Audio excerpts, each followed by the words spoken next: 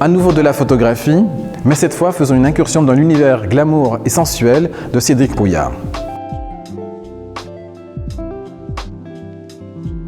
Titre: Bel ouvrage, année de production 2016, auteur Cédric Rouillard, technique: photographie, impression jet d'encre en collage sur plaque d'aluminium.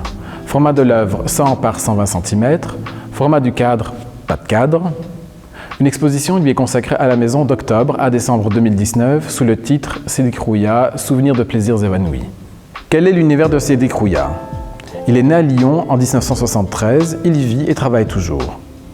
Il a appris la photographie en s'entraînant avec le matériel de son grand-père trouvé dans le grenier. Boîtier, objectif, agrandisseur, filtre, papier photo des années 70, tout y était. Il a commencé en mettant en scène des amis, en créant des personnages avec elles.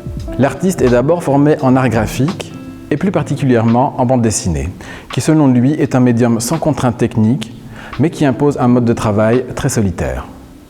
Par contre, raconter les histoires et les personnages qui lui tenaient à cœur par le biais de la photographie, en collaboration avec une équipe de modèles, lui a permis de sociabiliser ses élans narratifs. L'univers de Cédric Rouillard est celui d'un poète perdu dans une époque, certes révolue, mais dont les nombreux ingrédients font songer aux années 70-80, celle de l'enfance de l'auteur. À cette nostalgie se mêle le goût du cinéma hollywoodien, qui se révèle dans le choix des modèles, tantôt comédiens ou comédiennes, danseurs ou danseuses, tantôt acrobates ou athlètes.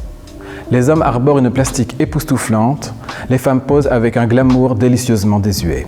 Les références cinématographiques sont pléthores. Le photographe est influencé par Alfred Hitchcock, Steven Spielberg, David Lynch, Georges Franju, Henri-Georges Clouzot, Fritz Lang et Joseph von Sternberg.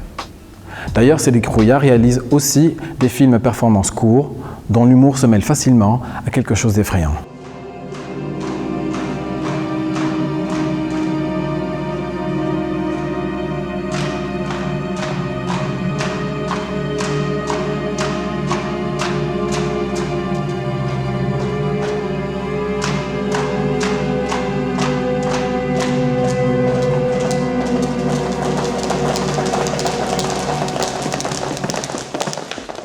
La déshumanisation, voire la chosification de l'être, tant féminin que masculin, n'est pas un choix de l'artiste, mais une conséquence artistique.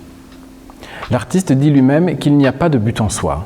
Simplement, il se trouve qu'un visage presque neutre, au bord d'une expression mais s'interdisant de s'y épancher, le touche plus qu'une expressivité immédiatement déchiffrable. Il aime l'idée que les personnages soient absents de leurs propres aventures, ancrés dans un passé insondable, ou au contraire, déjà ailleurs. Le décor dans les images de Cédric Rouillard est d'une importance primordiale. Il est véritablement un personnage de la création.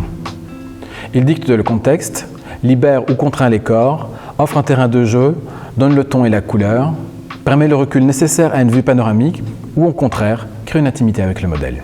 Les thématiques soulevées dans le travail du photographe sont nombreuses et diverses. Le rapport homme-femme, le fétichisme, l'architecture, l'emprisonnement, le cinéma, la nostalgie, la cruauté, la solitude et bien d'autres. Et quand on demande au photographe si son regard sur le monde est ironique, il répond « Sans doute, l'ironie est un excellent mécanisme de défense. Ce monde peut m'inspirer tout à la fois effroi et émerveillement.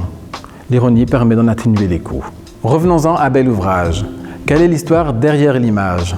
Voici ce qu'en dit Cédric Rouillard. Quand j'ai vu dans la cour, en effet, l'espèce de pelle griffue de ce gros machin, ça m'a évidemment tapé dans l'œil et j'ai tout de suite voulu faire coexister quelque chose de charnel, d'organique et de fragile, comme le corps de cette modèle qui est très fine et un peu menue, avec quelque chose de monstrueux et très graphique. Et voilà, plein d'images dans la tête et on en sait un peu plus à propos de Cédric Rouillard. Hop hop hop, in the box.